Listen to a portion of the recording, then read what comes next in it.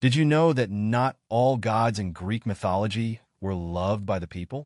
In fact, some gods were feared and even hated. Ares, the god of war, was one such figure. His name alone sparked terror on the battlefield. But was he really just a bloodthirsty warrior? Or is there more to his story?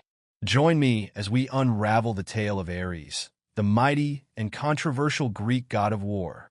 Ares, the son of Zeus, the king of the gods, and Hera, the queen, was a powerful figure in ancient Greek mythology. Unlike other gods who were celebrated for their wisdom or beauty, Ares embodied raw, brutal violence and chaos. He wasn't the strategic mind behind wars. That honor went to his half-sister Athena. Instead, Ares represented the sheer fury of battle, the bloodshed, the screams, and the relentless fighting. He stood for the violent, chaotic nature of war, unpredictable and dangerous. While other gods, like Athena, focused on the tactics and justifications for conflict, Ares gloried in the violence itself. His mere presence was said to ignite bloodlust, inspiring warriors to fight with reckless abandon. But, unlike Athena, Ares was not a god the Greeks admired. His role in mythology was controversial, and he wasn't held in the same regard as other Olympians. In Homer's Iliad, we get a glimpse of Ares' violent nature during the Trojan War. He fought on the side of the Trojans, causing chaos and destruction wherever he went. But despite his strength and brutality, Ares was often depicted as a cowardly figure who could be defeated and humiliated. In one famous episode, the goddess Athena strikes him down during battle, showing that war, driven purely by rage, is ultimately self-destructive. Ares also had a volatile relationship with the other gods. Even his own father, Zeus, was not fond of him, calling him the most hated of all his children. Unlike the heroes of Greek mythology, who often fought for noble causes, Ares represented war at its worst, bloodthirsty, cruel, and without reason. Ares wasn't alone on the battlefield. He was often accompanied by his sons Deimos, terror, and Phobos, fear, who personified the emotions that every soldier would face in the heat of battle.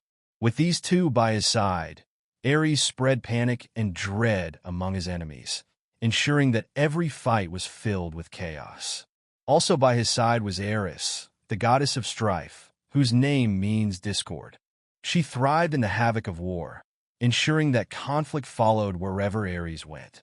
This sinister group made Ares not just a god of physical battle, but a master of the psychological torment that comes with war. Fear, terror, and strife were his weapons as much as any sword or spear. Despite his brutal nature, Ares had a passionate relationship with Aphrodite, the goddess of love. Their affair became one of the most famous in Greek mythology. Even though Aphrodite was married to Hephaestus, the god of fire and craftsmanship, she couldn't resist the allure of Ares. Their relationship symbolized the paradox of war and love, two primal forces that are often inseparable. However, their affair was far from romantic. In one story, Hephaestus, jealous of their relationship, crafted an unbreakable net and caught Ares and Aphrodite in the act. He invited all the gods to witness their humiliation. The gods laughed at the spectacle, but this didn't end Ares and Aphrodite's relationship.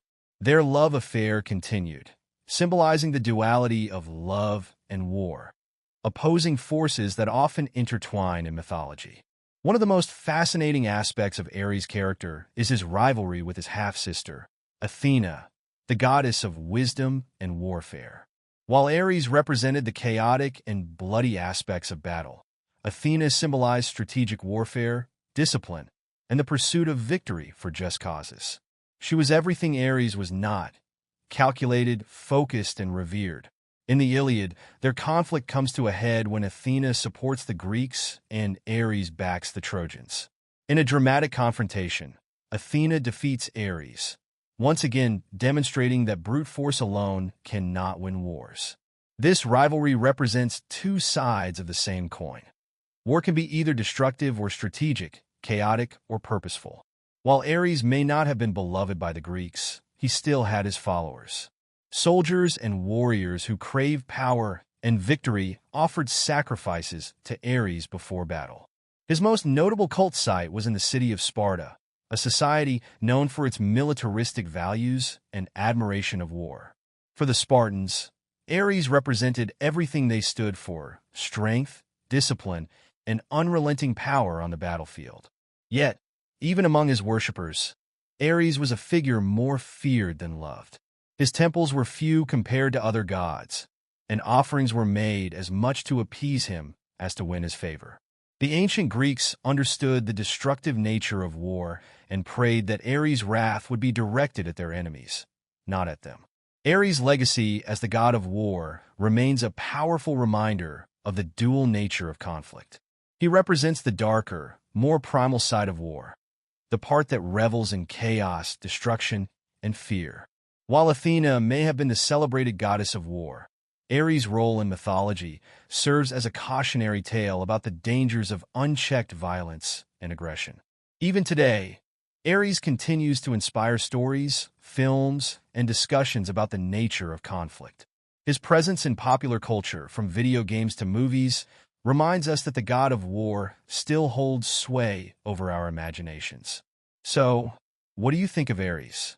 Was he simply a god of destruction, or do you think there's more to his character? Let me know in the comments below. And if you enjoyed this dive into Greek mythology, don't forget to like, subscribe, and hit the notification bell for more mythological adventures. Thanks for watching.